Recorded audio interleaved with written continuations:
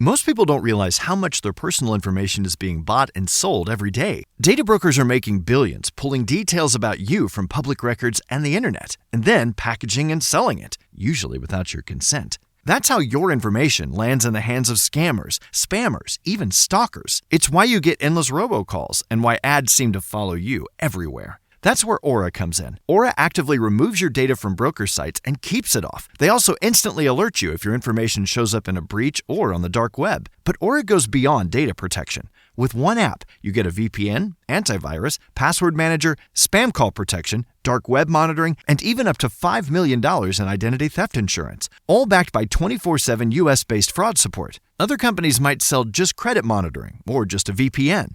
Aura gives you all of it, together, at the same price competitors charge for just one service. Start your free trial today at aura.com/remove. Protect yourself now at aura.com/remove. Everybody understands that affordability is an issue. Now, there's this big debate in politics about the terminology. Do you say affordability? Even President Trump himself has oscillated between how he's great for affordability to it's a made-up term by people who don't like him. Here's the thing. Yes, things are more expensive. Yes, our economist friends, you can put up all the charts in the world about how wage growth has been really good over the last few years. But also, everything's more expensive. And it's not just inflation and policy stuff. Housing's more expensive. Food's more expensive. Everything's more expensive. Inflation's part of it.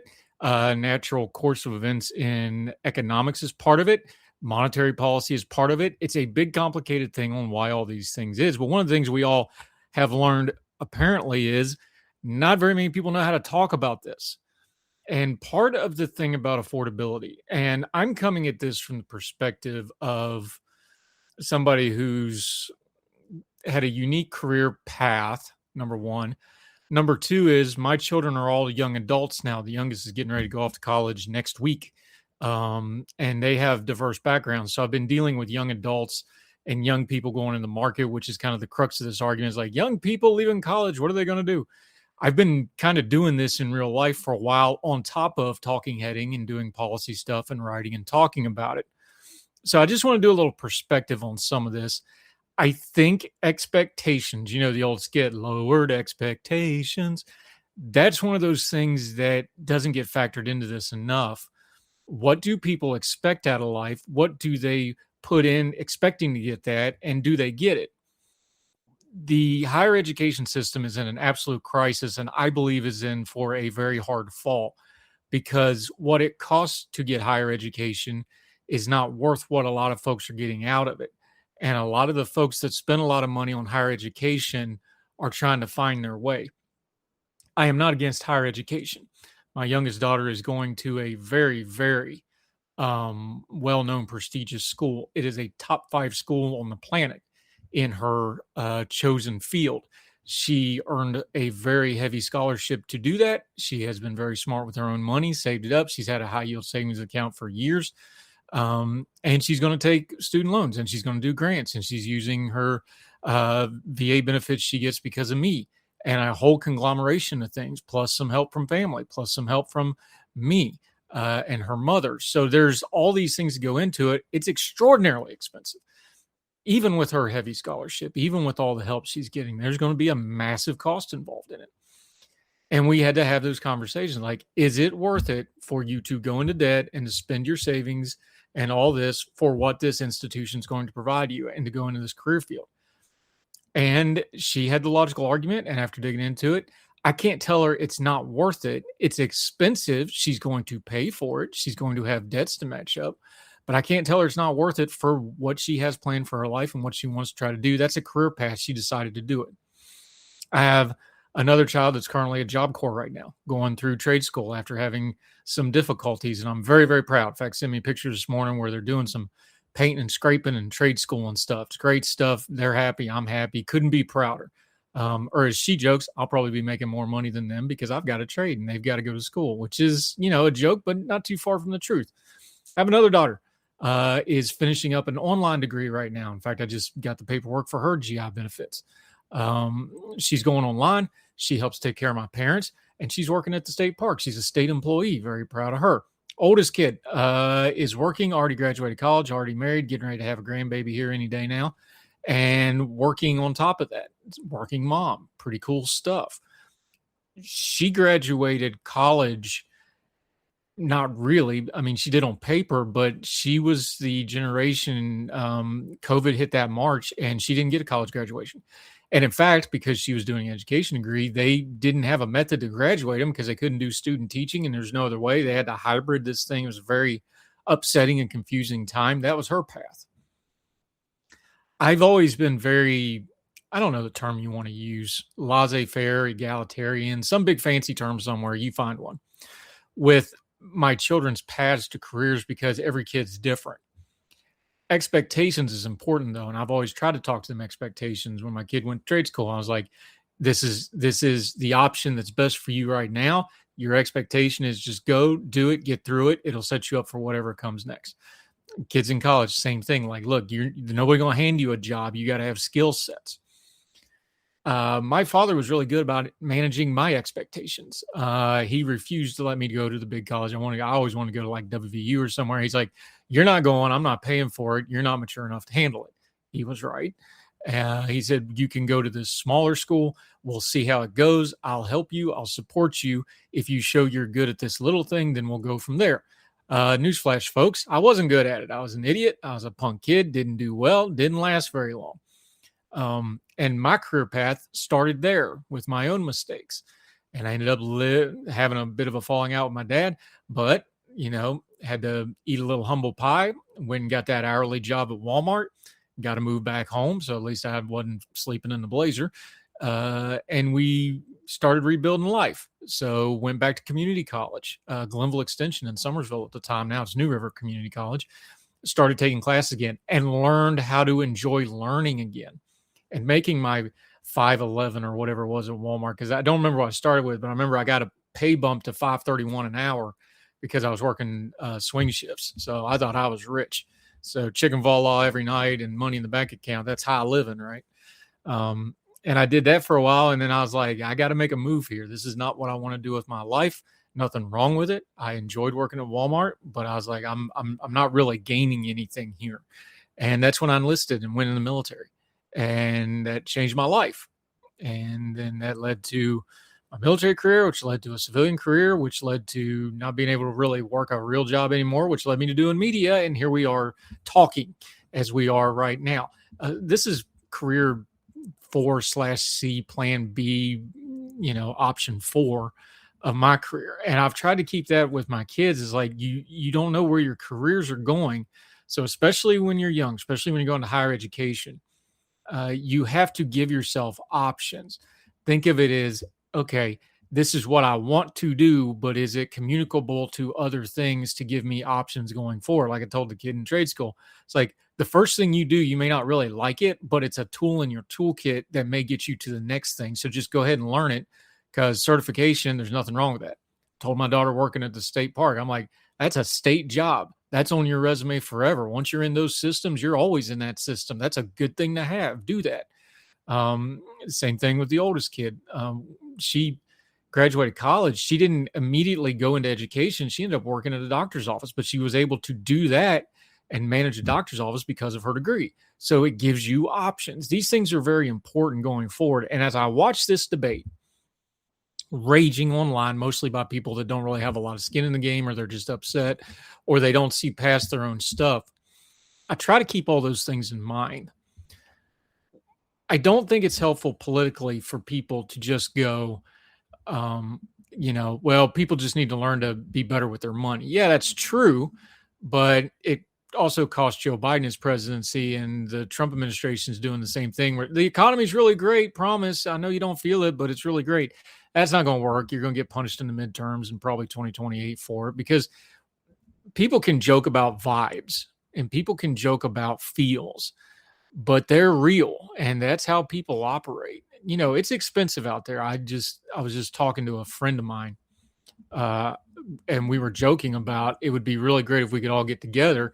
And the first part of it is like, well, we're in 3 very different parts of the world, number one. Then number 2 is we got to find a time where we can all afford it. Just to because travel is expensive. I got this trip to New York where I'm taking my kid to college. Very expensive trip. parking in New York is ridiculous. That's another thing for another day, and good reason not to live in a city. But things are more expensive. That's real to people, and it costs more. And especially post-COVID, people are very aware of the fragility of the economy and the fragility of their jobs. One thing that came out of COVID is people understanding that whatever their normal is, it can end at any given moment. Now, you should have that kind of survivalist mindset all the time, but a lot of people didn't. And COVID did it to them, and it frankly scared a lot of people. And that's still in people's minds. So when there's economic uncertainty now, it's even more heightened because they know what it looks like when you can't go to work, or you can't go to the school, or you can't go to the grocery store, you can't do this, or you can't do that, and your paycheck's in doubt, and go on and so forth. If you've never been somebody that's been laid off, I have. It's horrible. It's a rotten feeling when you get that phone call, especially on a Monday, which, don't do that. Call people on Fridays. It's awful if you get laid off or lose your job. It's nothing to joke about. It's not a policy thing. And then I think about, too, when I was doing hiring, talking about expectations. Look, this is, 12, 13 years ago now, when I was still working and I was doing hiring. And even back then we had, and was a major national corporation at the time that I was working for. And they were telling us and giving us guidelines like, look, we were hiring entry-level management people. That's who I was interviewing. And they were giving us the guidance like, look, the degree is not really an indicator of whether we want to hire them or not. We want to look at work history. We want to look at work ethic. We want to look at their circumstances, things like this, because the degree really didn't say anything. And this is 12, 13, 14 years ago that this was an issue with major companies, and it's only gotten worse since. One of the things about degrees and college degrees, and I'm not against them. I've been, a college student on and off pretty much all my life. I'm a big fan of education. I push my children to get education. But the degree in and of itself is a part of what's going on. And I'm going to borrow a rant my father, who was a career educator, very credentialed, multiple advanced degrees. And some of those degrees were in things like curriculum and administration. Like, he thinks about this stuff. One of the things he'd always say is that we've built this system to pipeline kids into higher education without really validating why they need to do that, except to keep higher education going. And that's what's catching up with people. So when you talk about affordability and young people going in and out of the systems, and you talk about higher education, whether it's worth it or not, the answer is always going to be, it depends. Now, I know there's this total all-out warfare on higher ed, especially from the right. It's all bad. It's all woke, all this nonsense. No, it's not. There's lots of value in a liberal arts education, a lot of value. I relearned how to learning at community college, taking those liberal arts types classes. In fact, one of the most important classes I ever took in my whole life was actually music appreciation, believe it or not. And it wasn't because it was music, and it wasn't because of classes, because of who was teaching it. And the person that was teaching it really got me to think about some important life stuff at that very critical moment. And we were doing some essay stuff and things like that. And he made me do some self-reflecting that changed how I did academics broadly. You wouldn't think of that in a music appreciation class, but if I didn't take that class, I wouldn't have met that teacher, and that teacher wouldn't have challenged me, and I wouldn't have thought of those things. And it's one of those things where I started questioning my place in life. Like, I think I can do better. I think I need to make a move. That all came from that class that I didn't think I was going to get anything out of other than show up, write some stuff, do your thing, get your C, and get out of there. And it turned out to be really important. So there's a great value in liberal arts education.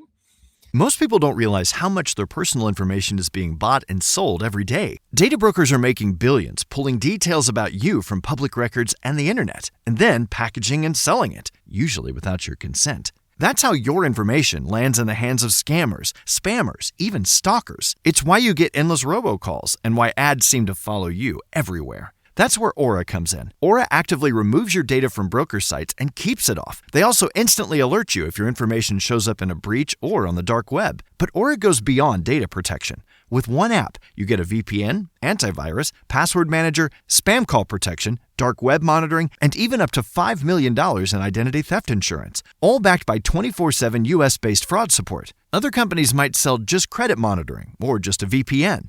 Aura gives you all of it, together, at the same price competitors charge for just one service. Start your free trial today at aura.com/remove. Protect yourself now at aura.com/remove. But when you're talking about the affordability piece, you have to add in the education piece, and that people have to pay too much to try to get that shortcut in life. Because that rant that I talked about my dad having, that's a big part of it. There's a lot of people who, for multiple generations, especially my generation, I'm 46 now, so I'm kind of the youngest of the Xers, just missed the millennials, and my parents were boomers. The thing with my mom's and dad's generation, where they were the first generation to go to college, and they were the first generation to not be dirt floor poor, and those two things are very much connected. My dad went to a one-room schoolhouse till the 8th grade. And then the jump to his son pretty much doing almost all his schooling online, and his grandchildren having the diverse educational backgrounds they have. That's a part of this story, and here's why. The promise of higher education post-World War II was always that getting a degree, a higher education degree, was going to be this shortcut into wealth and success. It's not always pitched exactly like that, but that's the truth. It was always told to kids, if you don't go to college, you're not going to get this shortcut to wealth and success and the middle class and up and open the doors and all that. You had to go get a college degree to do that. That's not necessarily true, of course. There's examples of folks not. If you just want to make money, the trades are making a lot more money than a lot of entry-level degreed, credentialed things are right now. Sometimes much more money. It just depends. These things are things to ponder on. And one of the things with this affordability debate is I keep that perspective in mind.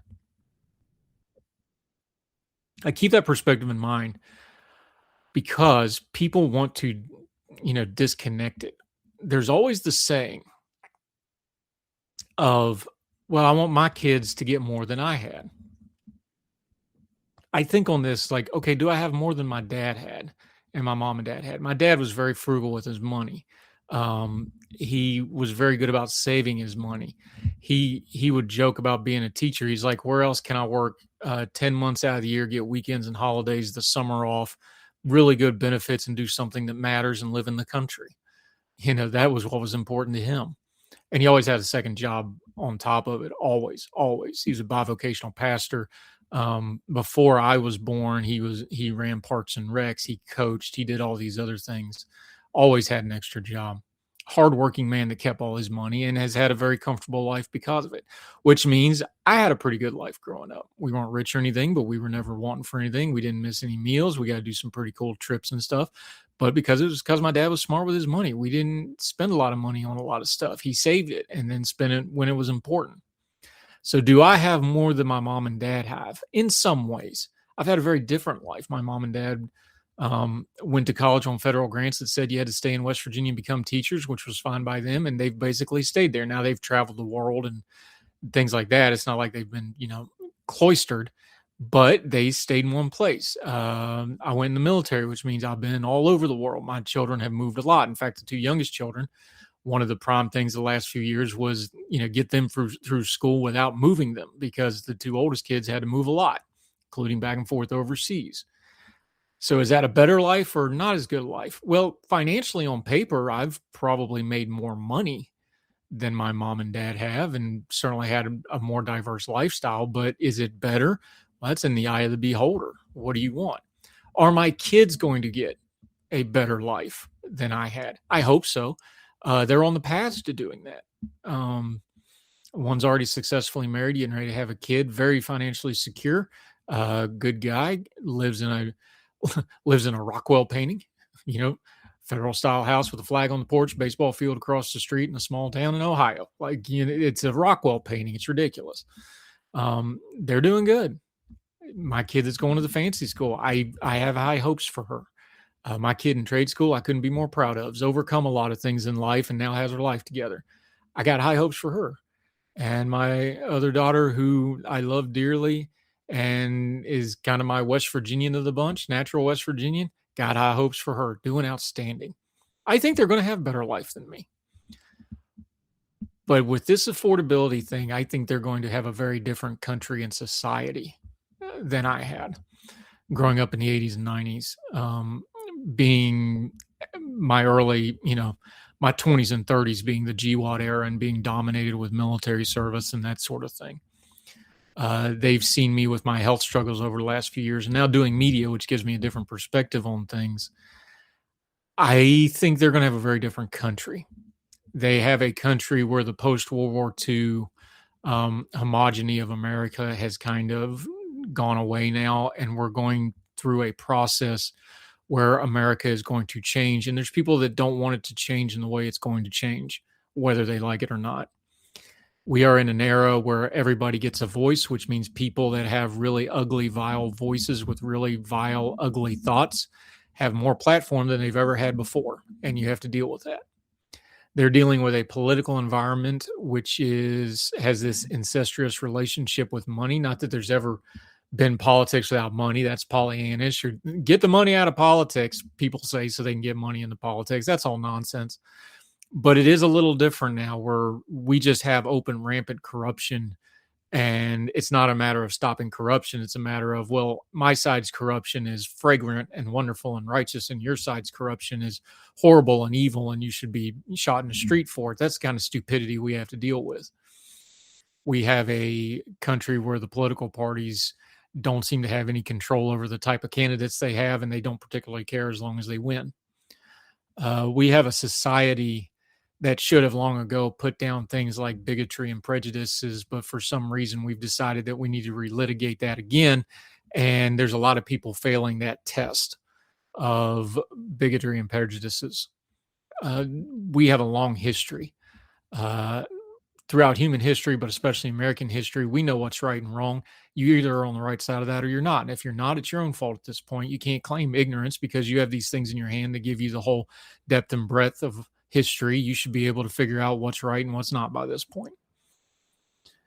And we have legit structural issues. There's demographic challenges. There's economic challenges. There's some real flaws in our system of government that need addressed.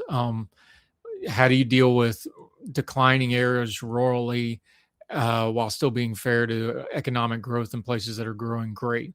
What are you going to do about the Western water crisis? That's one that's not getting a lot of pull, but it's the oldest governing problem that we have known to man. We have that stuff etched on stones, fights over water rights.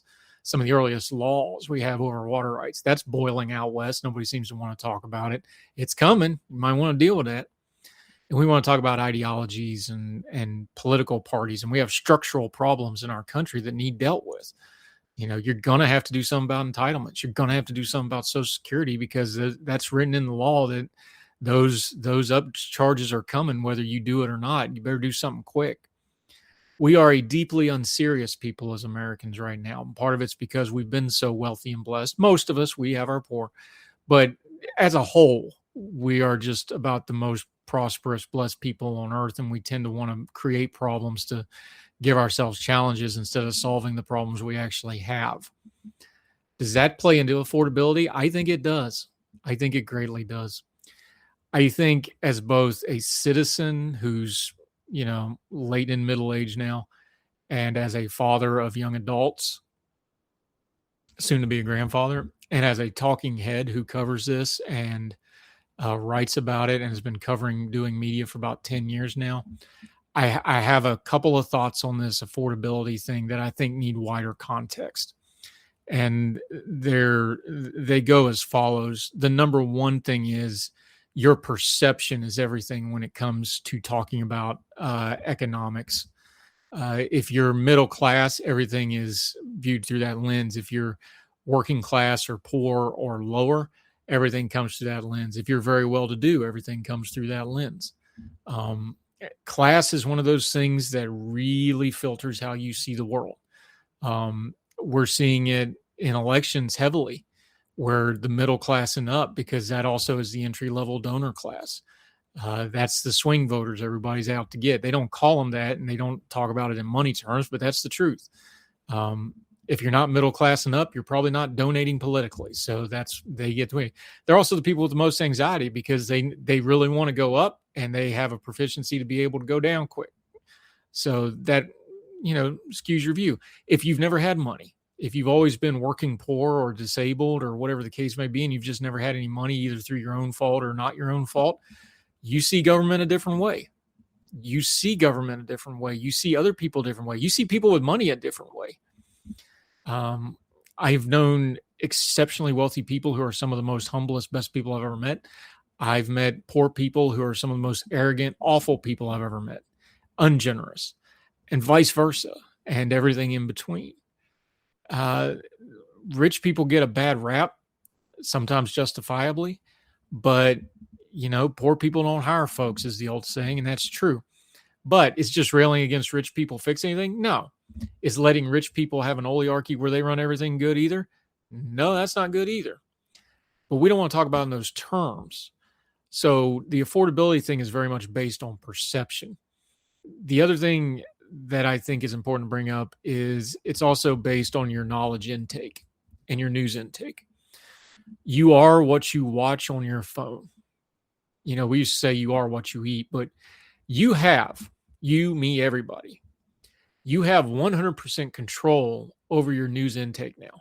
It's not the old days where there was just a couple networks or there's a few newspapers or people control the flow of information. That's gone. You have 100% control over the intake of information that you get on a daily basis about the world. You can control all of it through your phone, your screen, whatever, your podcasts, your audio, your visual. You can screen it.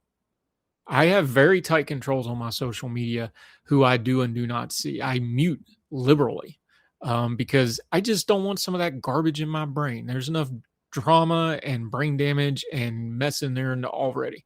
There's just a lot of the grifters. I've just cut it out because I don't need to see it. I already know what they're saying. Just cut that stuff out. So if your news feed is funneling you into certain things all the time, the only person to blame is you. So part of this affordability economic discussion starts with knowledge, and you're responsible for your own knowledge now because you have the power in your hand with a phone. I'm holding my phone up, you podcast folks, if you're not watching on video on herdtailmedia.com or the YouTube channel. Holding my phone up. Look, we can use these to get whatever we want. You're responsible for your own knowledge. And then the other one of this is, besides the perspective, besides the knowledge and news media intake, we're doing a really poor job of accountability. And I know that's a buzzword that we just abuse. Are you holding yourself, your family accountable so that you can hold your local government and community accountable so that we can hold our state and federal governments accountable?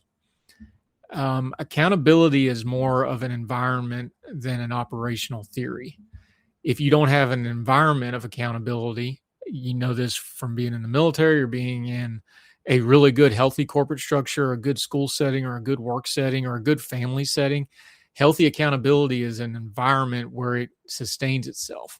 We don't have that right now. We have a lot of point and click. We got a lot of yell. We got a lot of silliness. So those are the things to think about on that. Anyway, thoughts on accountability. I think we're doing a bad job of it. Thoughts on knowledge. I think we're doing a bad job of that.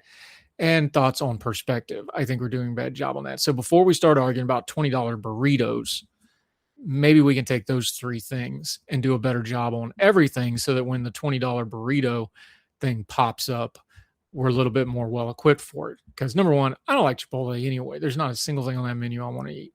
Number two is don't eat $20 burritos. That's a lifestyle choice. You don't need to spend that much money anyway. I rarely DoorDash anything. You know me, I like to cook at home. Cook at home. If you don't know how to cook a burrito at home, call me, DM me something. I'll teach you how to do it on the cheap. But mostly just don't eat Chipotle anyway.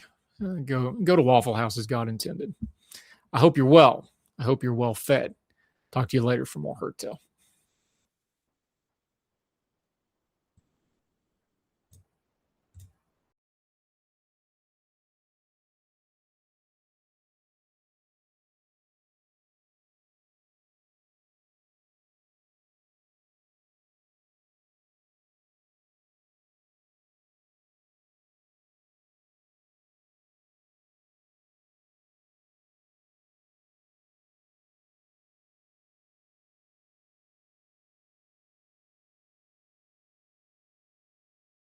Most people don't realize how much their personal information is being bought and sold every day. Data brokers are making billions pulling details about you from public records and the internet, and then packaging and selling it, usually without your consent. That's how your information lands in the hands of scammers, spammers, even stalkers. It's why you get endless robocalls and why ads seem to follow you everywhere. That's where Aura comes in. Aura actively removes your data from broker sites and keeps it off. They also instantly alert you if your information shows up in a breach or on the dark web. But Aura goes beyond data protection. With one app, you get a VPN, antivirus, password manager, spam call protection, dark web monitoring, and even up to $5 million in identity theft insurance, all backed by 24/7 US-based fraud support. Other companies might sell just credit monitoring or just a VPN. Aura gives you all of it, together, at the same price competitors charge for just one service. Start your free trial today at aura.com/remove. Protect yourself now at aura.com/remove.